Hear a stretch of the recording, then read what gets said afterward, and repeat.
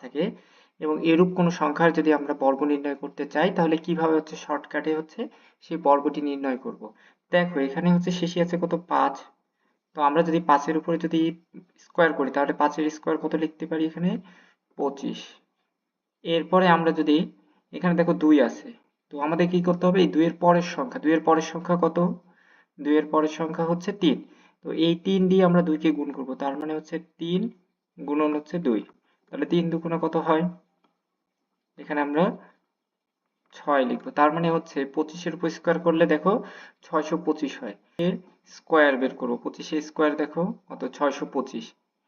ঠিক আছে, দেখো এরপরে যদি আমরা আরেকটি সংখ্যা নেই, ফর এক্সাম্পল 85-র উপর স্কোয়ার করব, তাহলে 85 স্কোয়ার কত হবে, তাহলে একই নিয়ম হচ্ছে কি 25-এর 5-এর স্কোয়ার কত 25, 8-এর পরের সংখ্যা কত 9, 9 গুণন 8, 8 9 কত হয়